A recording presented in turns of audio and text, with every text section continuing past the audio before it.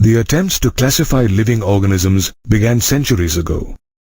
The first classifications were made to identify organisms that were useful to man for food, shelter, and clothing. It was Aristotle who devised the first scientific method of classification. Based on morphological characters, he classified plants into trees, shrubs, and herbs, and animals into two groups, those that had red blood and those that didn't. Later, Carl Linnaeus came up with the two-kingdom system of classification: Kingdom Plantae, that included all the plants, and Kingdom Animalia, that included all the animals. This classification system was reasonable for that time, because it was easy to distinguish between immobile plants and mobile animals. However, this system did not distinguish between unicellular and multicellular organisms, prokaryotes and eukaryotes, and photosynthetic and non-photosynthetic organisms. There were also a large number of living organisms that did not fall into any category under this system.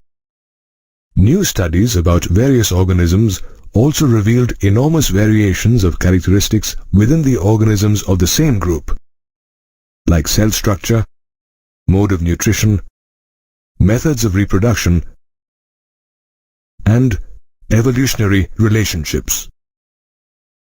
Therefore, though the two-kingdom classification system was used for a long time, it proved to be an inadequate system recently. In 1969, R. H. Whittaker proposed a five-kingdom classification system where three more kingdoms, Monera, Protista, and Fungi, were added to the existing kingdoms of Plantae and Animalia. The main criteria that Whittaker used for this classification system were cell structure, thallus organization, mode of nutrition, methods of reproduction, and phylogenetic relationships. Phylogenetics is the study of evolutionary relatedness among various groups of organisms. The earlier classification systems included all bacteria, algae, fungi, mosses, ferns, gymnosperms, and angiosperms under the plants category, based on the common premise that each one had a cell wall in their cells. The five-kingdom classification remedied this by placing organisms in different kingdoms based on the differences in their characteristics. Based on the differences in cell wall composition, heterotrophic fungi differ from autotrophic plants and were grouped under Kingdom Fungi. All prokaryotic organisms were grouped together under Kingdom Monera, and unicellular eukaryotic organisms were placed in Kingdom Protista. Previously, unicellular Chlamydomonas and multicellular Spirogyra were placed together under algae in Kingdom Plantae. However, in the new classification system, Chlamydomonas moved to Kingdom Protista, while Spirogyra remained in Kingdom Plantae. The five-kingdom classification system not only classified organisms into different groups, but also put together organisms that were earlier placed in different kingdoms. For example, Kingdom Protista brought together both Chlamydomonas and Chlorella with other eukaryotes like amoeba and paramecium, which were initially placed in Kingdom Animalia.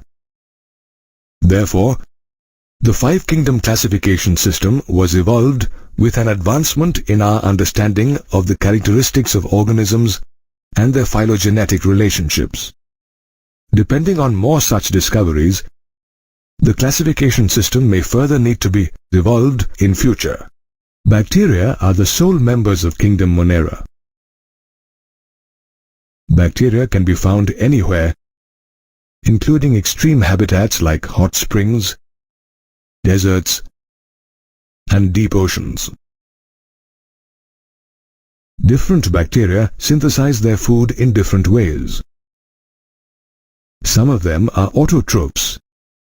That is, they synthesize their own food from inorganic substrates. However, a majority of them are heterotrophs. That is, instead of synthesizing their own food, they depend on other organisms or dead organic matter for food. Based on their shape, bacteria can be classified into 4 types: the spherical coccus, the rod-shaped bacillus, the vibrio, which is in the shape of a comma, and the spiral spirillum. There are thousands of different eubacteria or true bacteria. They are characterized by the presence of a rigid cell wall and, if motile, a flagellum. Cyanobacteria, commonly known as blue-green algae, are examples of eubacteria. They are unicellular, filamentous algae that live in colonies. Their colonies are usually surrounded by gelatinous sheaths. Bacteria can be divided into autotrophs as well as heterotrophs. Autotrophs can further classified into photosynthetic autotrophs and chemosynthetic autotrophs. Like plants, cyanobacteria have chlorophyll A, and they are, like them, photosynthetic autotrophs. That is, they synthesize their food by using light energy. Did you know cyanobacteria like nostoc and anabaena can also fix atmospheric nitrogen in their specialized cells called heterocysts? Chemosynthetic autotrophs oxidize various inorganic substances such as nitrates or ammonia and use the energy released for ATP production. They help in recycling nutrients like nitrogen, sulfur, and phosphorus. On the other hand, heterotrophic bacteria are decomposers. They help us make curd, fix nitrogen in legumes, and produce antibiotics. They can also cause harm by damaging crops.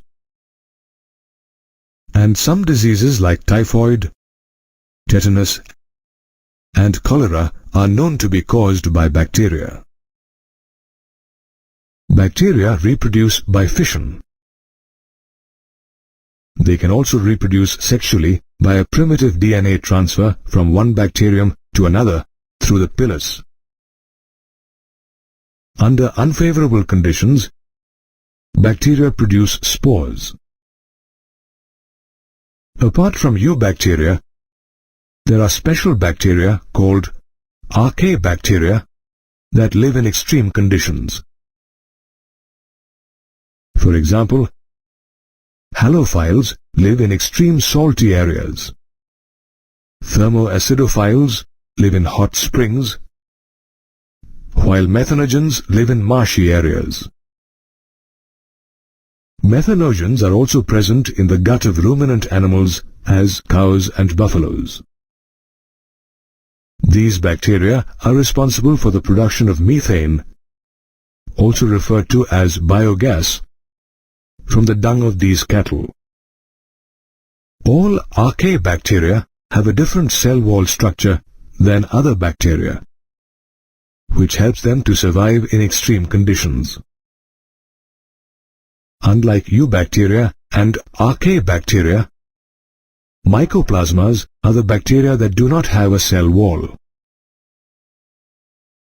They are also smallest living beings ever known who can survive without oxygen.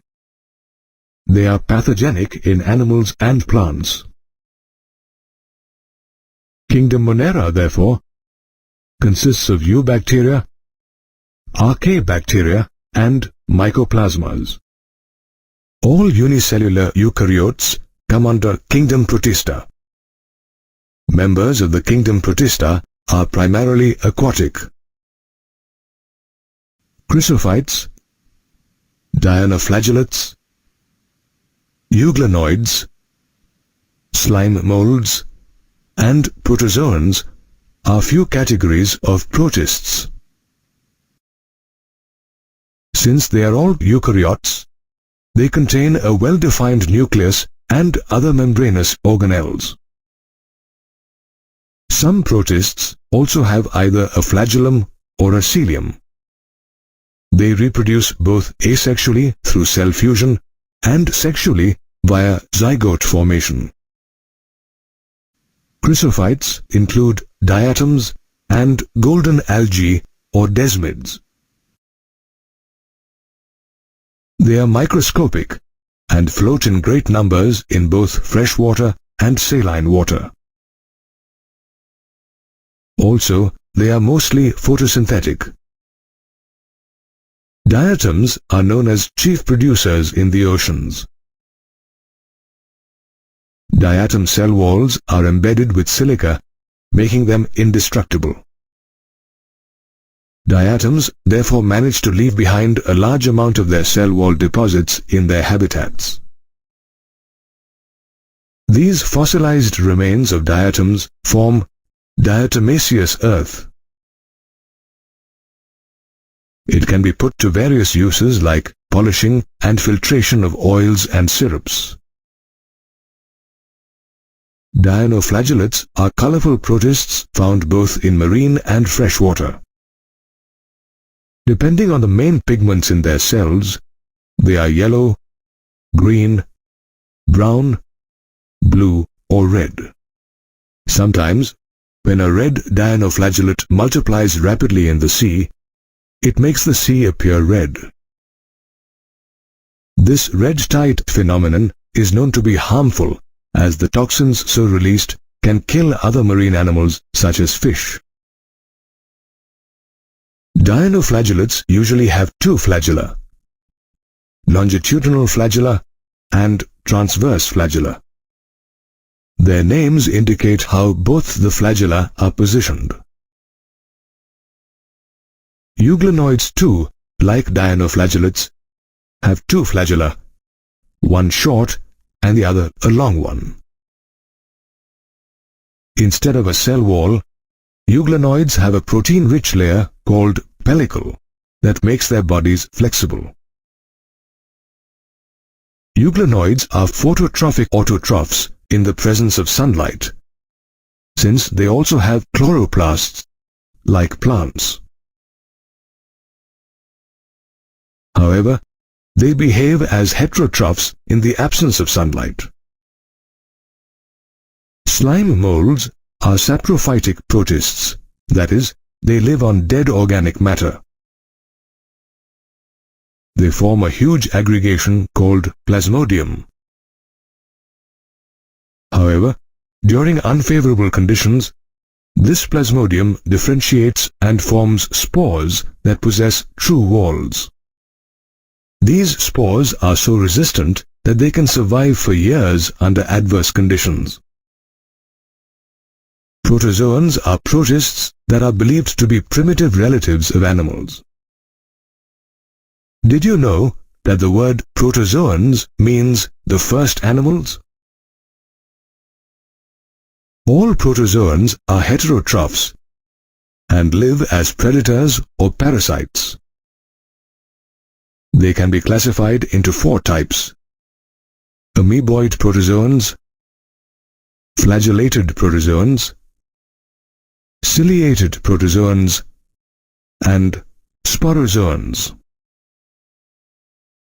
Out of these, amoeboid protozoans are found in freshwater, marine water, as well as moist soils. They use false feet called pseudopodia to move and capture their prey. Some amoeboids, like entamoeba, are parasites. Flagellated protozoans, as the name suggests, have flagella. They can be either free-living or parasitic. Some parasites like trypanosoma can also cause diseases like sleeping sickness. Ciliated protozoans like Paramecium can be found at almost all places where there is water. They are very active since they possess thousands of cilia. It is the coordinated movement of these cilia that steers the water containing their food into their gullet. The gullet is a cavity that opens to the outside of the cell surface. Lastly, sporozoans are organisms that have an infectious spore-like stage in their life cycle. Plasmodium is the most famous sporozoan. It causes malaria in humans and is also known as the malaria parasite. Common mushrooms, toadstools, and the mold on leftover bread are all examples of fungi. Fungi can be found everywhere: in water, air, soil, plants, and animals. While there are some fungi like Puccinia that can cause diseases like wheat rust in plants, there are also some like Penicillium that provide us with antibiotics. With the exception of yeasts, which are unicellular, fungi are usually filamentous. Fungi consist of long, slender, thread-like structures called hyphae. A network of hyphae is known as mycelium. There are two types of hyphae. The first type is made up of continuous tubes filled with multinucleated cytoplasm and is called cenocytic hyphae. The second type of hyphae has septae or cross walls. Apart from hyphae, fungi are distinguished by their cell walls, which are made of chitin and polysaccharides. Fungi are heterotrophic. Fungi that absorb organic matter from dead substrates are called saprophytes. Fungi which depend on living plants and animals are called parasites. Some fungi are associated with other organisms in mutually beneficial relationships. For example, fungi associate with algae to form lichens. Other fungi associate with the roots of plants as mycorrhiza. In both lichens and mycorrhiza, the relationship shared by fungi with the algae and the plant is called symbiosis. Fungi can reproduce vegetatively,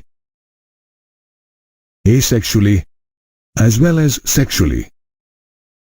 Fungi reproduce vegetatively by fragmentation, fission, and budding. They can reproduce asexually by either one of the following spores: conidia, zoospores, or sporangiospores. They also reproduce sexually by either oospores, ascospores, or basidiospores. All these spores are produced in structures called fruiting bodies. There are 3 steps in the sexual cycle: plasmogamy, karyogamy, and meiosis. The first stage involves the fusion of protoplasms between 2 motile or non-motile gametes. This is called plasmogamy. Plasmogamy occurs when 2 haploid hyphae of compatible mating types fuse. After plasmogamy, the 2 nuclei fuse together in the second stage known as karyogamy. whereas in some fungi, the fusion of two haploid cells immediately results in the formation of diploid cells, or 2N. In other fungi, like Ascomycetes and Basidiomycetes, an intervening dikaryotic stage occurs. This condition of two nuclei per cell is called dikaryon, and the phase is called dikaryophase.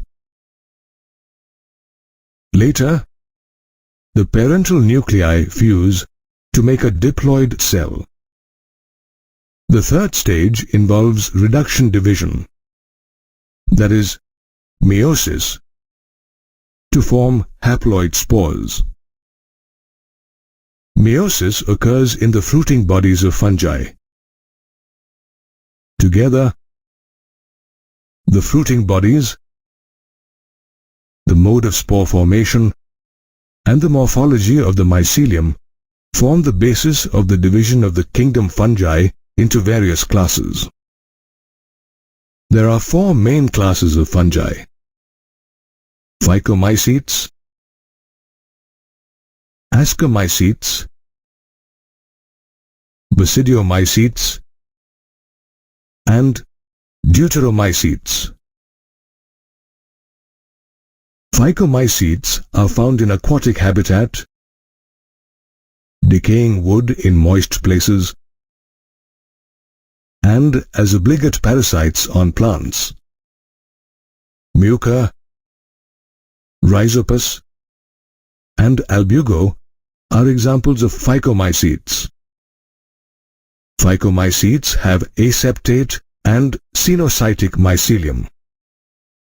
They reproduce asexually by zoospores in the case of motile gametes, and by aplanospores in the case of non-motile gametes.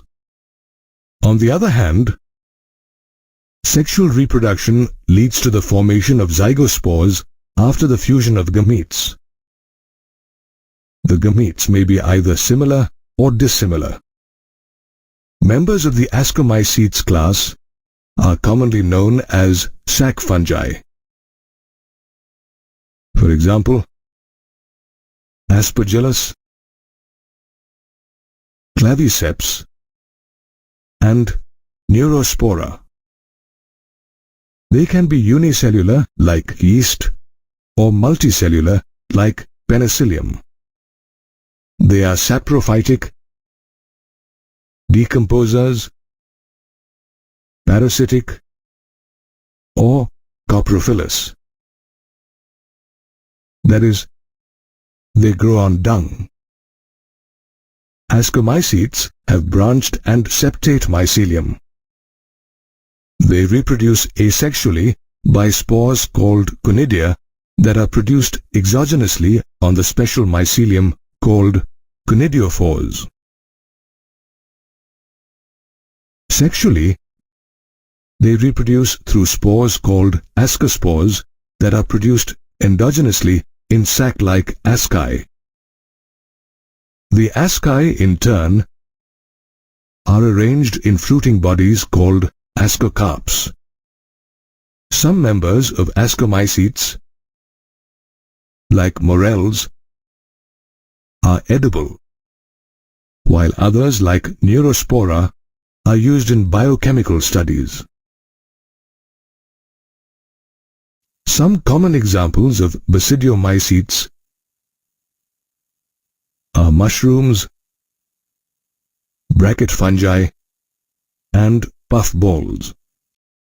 They grow in soil, on logs, and inside plant bodies as parasites such as rust and smut.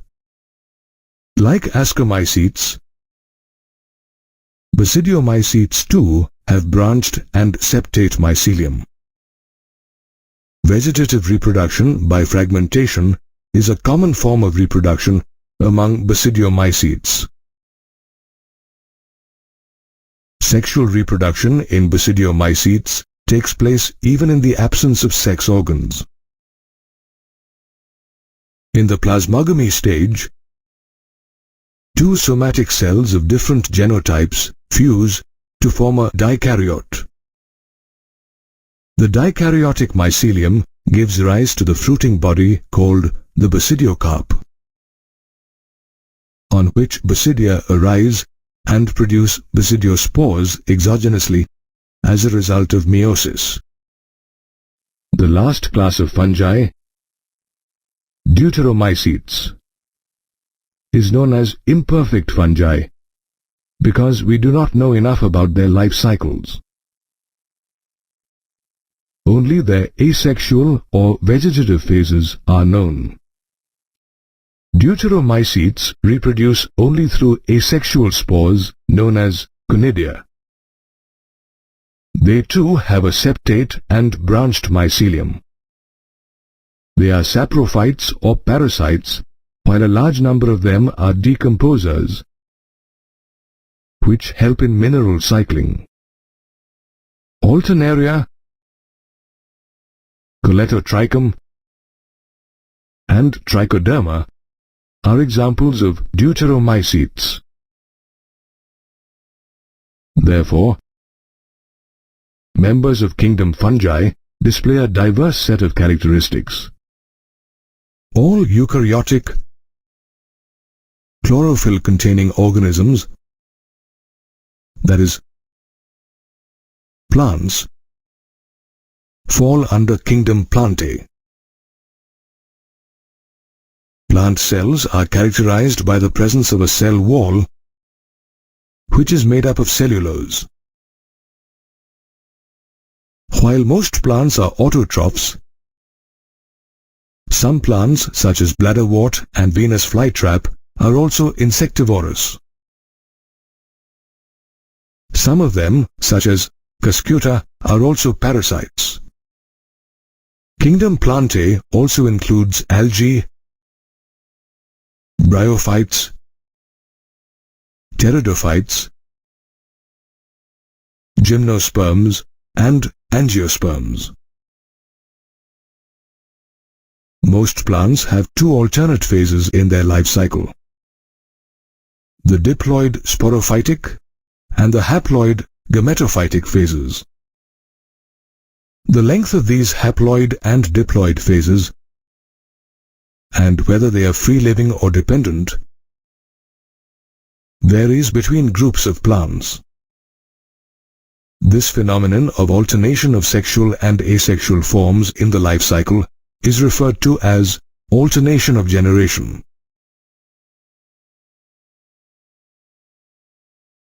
It can be noticed in plants such as liverworts and mosses. Unlike kingdom Plantae, kingdom Animalia comprises only heterotrophic, multicellular eukaryotic organisms. Also, members of kingdom Animalia lack cell walls in their cells. Most of them depend on plants for food directly or indirectly. They digest their food in the internal cavity, which means that they have extracellular digestion. However, they can store food reserves as glycogen or fat. Animals have a holozoic mode of nutrition. That is, they ingest food. In animals, ingestion generally means they take in food through the mouth and pass it through the gastrointestinal tract. Animals reproduce sexually after a male and a female copulate, which is followed by embryological development. They have a fixed growth pattern to adulthood, till they develop into a definite shape and size. Higher forms of animals, such as a monkey or a human, also have sensory and neuromotor mechanisms. Also, most animals are motile, that is, they can move independently and are capable of locomotion. R. H. Whitaker's five-kingdom system of classification did not take viruses, viroids and lichens into account. Viruses and viroids are acellular organisms. Since only organisms with cell structures were regarded as living, they were not included in the classification because they were not considered true living beings. Viruses are non-cellular organisms that possess an inert, crystalline structure outside their living cell. The name virus was coined by Louis Pasteur. The word virus means venom. The name is apt because when a virus infects a cell, it takes over the host cell's machinery to replicate itself. In this process, the host cell is killed. Though a virus remains inert outside its host cell, it cannot live independently without its host. Thus, viruses are known as obligate parasites. It was D.J. Ivanowski who in 1882 discovered the tobacco mosaic virus, or TMV, the microbe that causes mosaic disease in tobacco. This virus was smaller than a bacteria. Later, in 1898, M.W. Bejernik demonstrated that extracts of infected tobacco plants could also cause infection in other healthy plants. He referred to the virus as contagium vivum fluidum, meaning infectious living fluid. W. M. Stanley, in 1935, further proved that viruses could be crystallized. This meant fluid could be converted into crystals. These viral crystals are mainly protein crystals. In addition to proteins, viruses have a genetic makeup comprising either RNA or DNA. Therefore, viruses are nucleoproteins and their genetic material is infectious. Usually, viruses that infect plants have single-stranded RNA, while those that infect animals have double-stranded RNA or DNA. Bacteriophages, the viruses that infect bacteria, usually have double-stranded DNA. Typically, bacteriophages have a protein coat called a capsid that protects the nucleic acids. A capsid is made up of small subunits called capsomeres that are arranged either helically or in a polyhedral manner. Viruses infect plants, causing symptoms such as mosaic formation, leaf rolling and yellowing, dwarfing, and stunted growth. Humans too can be affected by viruses. Diseases such as the common cold, mumps, and smallpox are known to be caused by viruses. Even AIDS is caused by a virus known as HIV. Like viruses, viroids are also infectious, only they are smaller. They were first discovered by Theo Diener in 1971. Viroids lack the protein coat that viruses have. Hence the name viroid. Also, they have free RNA of low molecular weight. They are known to cause potato spindle tuber disease. Lichens though they may look like single organisms, actually have two organisms inside them: algae and fungi. Both algae and fungi together have a mutually beneficial association called symbiosis. The algae component, known as phycobiont, is autotrophic, while the fungal component, called mycobiont, is heterotrophic. So, algae prepare food for fungi, and fungi in turn provide shelter and absorb water and nutrients for algae. Therefore, viruses, viroids and lichens were not placed anywhere in the classification system.